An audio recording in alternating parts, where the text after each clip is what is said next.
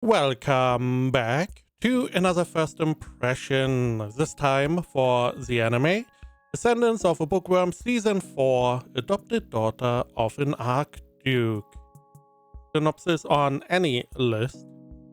Anime adaptation of Part 3 of Honzuki no Geku Kujo.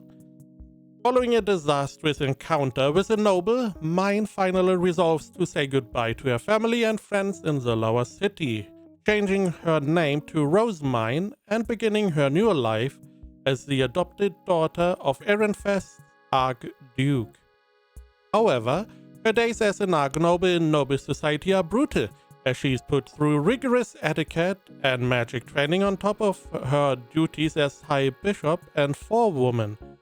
It all proves too much for a weak little 7-year-old girl, or it would have, had the High Priest not offered her the keys to the temple's bookroom as a reward. If she could get her hands on those, she would be able to read all sorts of precious books. Her name may have changed, but Rosemine's passion for books remains the same as she charges into a whole new world. The detailed setting expands as the printing industry grows in size. Here begins part 3 of this bibliofantasy for book lovers everywhere. Oh, that was a long synopsis. Now we have a new studio taking over the animation. As which studio does it now? The increase in animation is fantastic. It looks really good. There's a lot of attention to detail here. Animation, really good. I love Ascendance of a Bookworm. I read the novel and it is really good. I feel like the pacing at least in the beginning, the first 3 episodes of this season, are a little bit weird. It's a little bit weird. So the first episode, I'm not going to go into spoilers, but we get a little bit of introduction, stuff happens, but it feels like we are just rushing through. We have a big cliffhanger in episode 1, as companies like to do in anime, but we don't resolve it in any of the 2 following episodes. Stuff just happens, and next episode, as if nothing ever happened. We don't really go into it, we don't really name it, it feels weird. Now episode 2, I see that you wanted to do this episode like that. I totally understand. Totally fine episode. But it is a little bit weird, and if you go around looking at people that don't know the story, most of them are also lost. I have 2 friends that watch the show as well, and they are also find it very weird that episode 1 cliffhanger was not really resolved. It's like, what is going on? Then after episode 2, we have episode 3. We still don't have any resolution. Now, I'm assuming we are going to get that at some point in maybe a flashback. It feels a little bit weird. Additionally, episode 3, again, we have a lot of... It feels like we are on a fast track to some part that the animation studio is like, oh, this is where we want to go, and then we take our time. We don't really want to spend too much time with this part or that part, which naturally the novel is going into more detail. Is it important? It depends. There are some parts that are pretty important for the overarching world to mention. However, it does not mean that they are not going to do that later. Because some of the parts they don't really need to mention right now that are more or less important. And some parts they mention right then and there. Additionally, we also have at the end still our mine section where we get a little bit more information about the world, which is very nice to see. It is just leaving me a little bit conflicted because I don't really know. I don't have the connection with like the Japanese news and whatnot, but from what I heard is that they want to adapt all of part 3 into the season. The novel has like different parts, and every part has a certain amount of little books, and each book has the chapters, and part 3 is essentially what we have here, the part of being the daughter of the Archduke. And it seems like they try to get to some of which they assume are more the juicy bits in the story, which I can understand. Because the story does get better and better the longer it goes, because the world opens up quite a bit. In the first season, we had the whole world of the lower city where all the commoners live. Then we slowly get a little bit more about where the medium commoners live, essentially, with Benno and traders, and you then have not higher, but somewhat richer commoners. And then we have the whole temple thing with season 2 and 3. So I can understand why they would want to go faster. But again, I feel like a lot of people are a little bit lost. Now, again, also, animation fantastic. I mean, it looks fantastic. And knowing what is going to come up, knowing what Wit is known for and where their strength lies, I can definitely see some great stuff coming in this season. We already had some fantastic animation. We had the whole AI debacle. I don't really know what is going on. I heard they outsourced some of the background of the opening, and those use some AI, but Wit is like, we don't want AI, so they are changing part of the opening, which is like, okay, if they outsourced the part to another company and they used AI, I can't really hold it against Wit, because who knows if they knew. It's getting very opaque at that point. So I don't know. Again, I'm somewhat conflicted. Now let's see ratings for the first 3 episodes again. AniList has it at 80%. My anime list at 8.03. I would also be at an 8 out of 10. The pacing is weird. It could get really good. We will have to see. And I'm pretty confident that it's a well-known studio. I'm confident that they are going to deliver a fantastic season. However, as an introduction, because this is more or less our introduction into noble society, it is a little bit rushed. Now, we may go and come back to some of the parts that may seem important, but I feel like we could have done this better. Now, I love Bookworm, so I'm going to talk a little bit, just a couple minutes, about some of the episodes, so this is going to be spoiler. So the big spoiler ahead, the big part at the end of episode 1 was Wilfried dragging Rosemine away, and she then falling unconscious because she doesn't have the stamina, and she's being dragged. We see a lot of blood, and it's like, okay, something bad happened. Episode 2 starts. We are like a couple days, maybe a couple weeks in the future. we don't have the resolutions that normally would follow.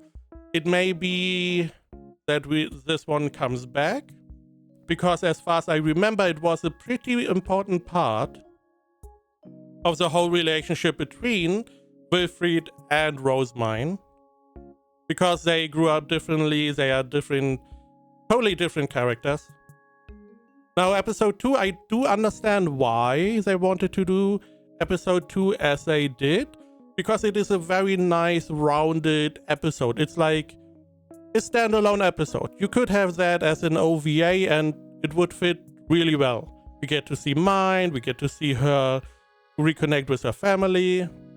Totally fine. Episode 3, we then go and still have not really resolved the part. We only got like an apology from Wilfried towards Rosemine, and that's it.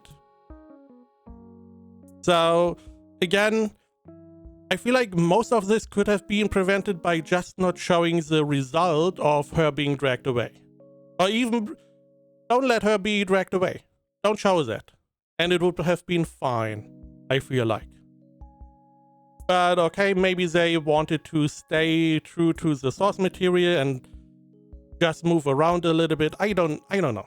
It's just felt weird. Now, animation, fantastic. We had some really great scenes. You can see the attention to detail by what people or what the studio is animating that they don't need to animate. That shows a lot of care. Like one scene we had Ferdinand, he had a little box and he was rotating that because he wanted to give that box to Rosemine and for her to be able to open it instantly. Didn't need to be animated, but they did. They animated Rosemine crying really well. I have not seen crying in this way, I believe, ever. Not that it never happened, but it was a very distinct way to showcase that. We see hairpins close up. We see the little detail on the hairpin. Fantastic. Now there's a lot of stuff that may or may not come up again as important stuff. We see that Ferdinand got rid of one of his attendants and that he was saying that he sent him beyond the staircase to heaven or whatever, which essentially means that he got killed or he died. And this showcases a little bit more that nobility they're not really upfront. They like their euphemisms for all kinds of things. Now, it's not presented that well at the moment. We will see, but it is a big part of the story that nobility has a lot of euphemism for a lot of different things, and you need to understand those. Otherwise, you are pretty lost. And it is a skill that Rosemine needs to acquire, and it takes some time. The same episode 1, we had the whole being adopted by Karstad's family and then joining Sylvester's family, but we didn't really get to acquaint with Karstad's family at all.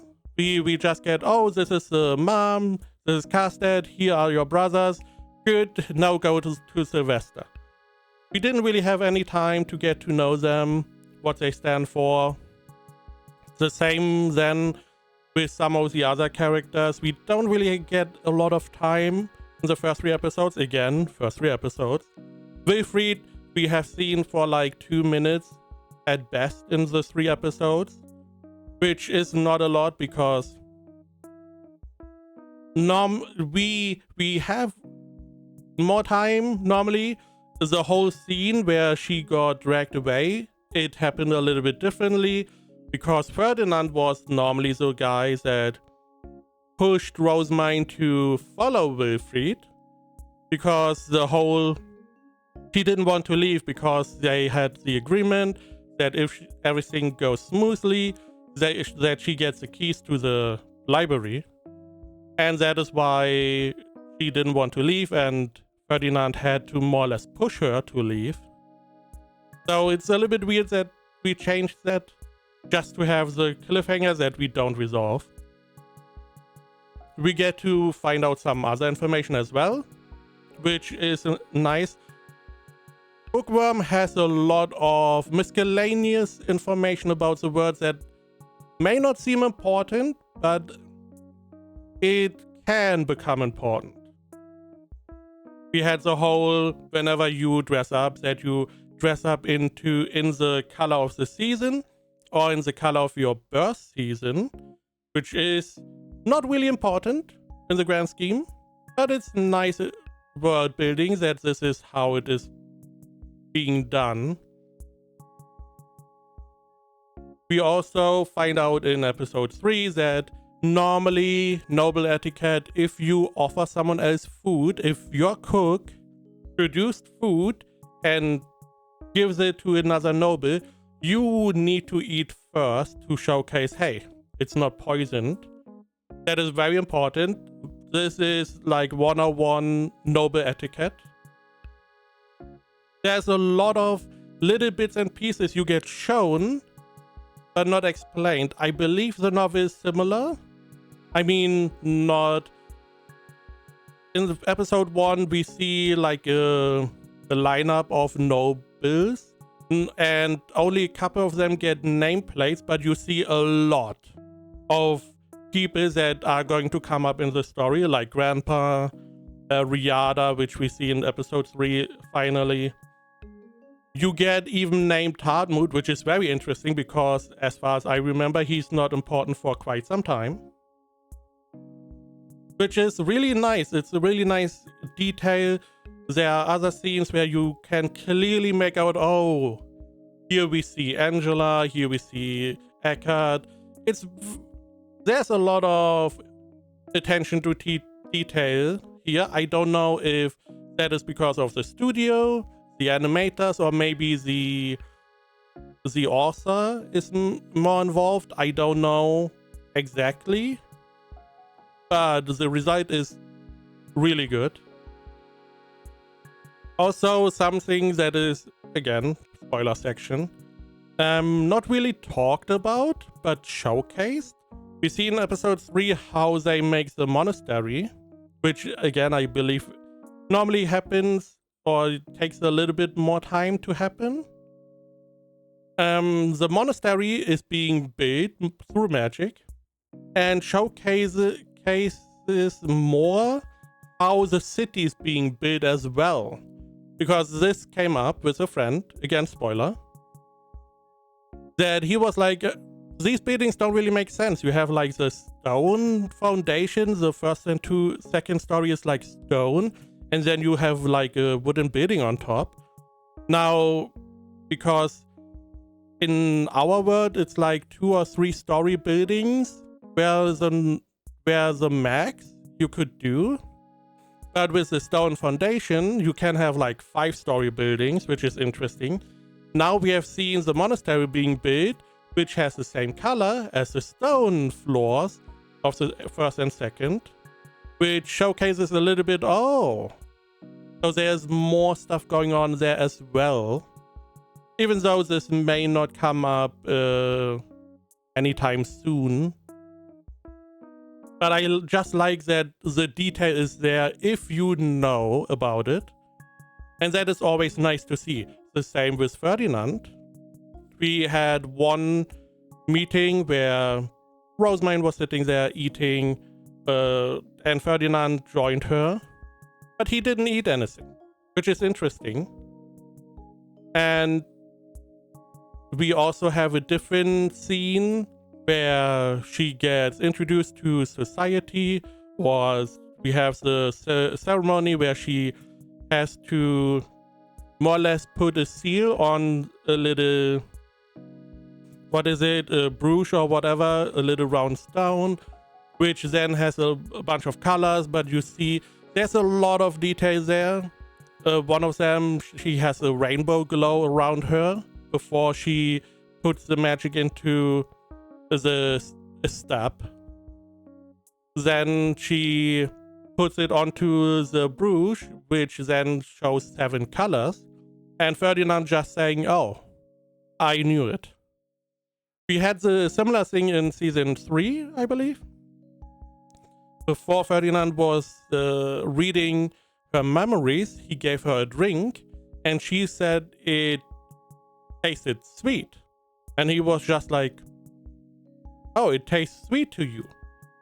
But he never went into the detail why that is important, which is what Bookworm does quite well. A little bit of information, hints here and there that may come back as important or may not. That's more or less enough yapping. I hope they slow down at some point whenever they are like, okay, we are done with the introduction. Maybe go back to some characters, give them a little bit more time to introduce them. Go back to some of the world building or noble etiquette and stuff, which we do end up in episode 3, going with the whole nobles have to eat before they before other nobility eats their meals. And I hope that Wit does a very good job with the rest of the season.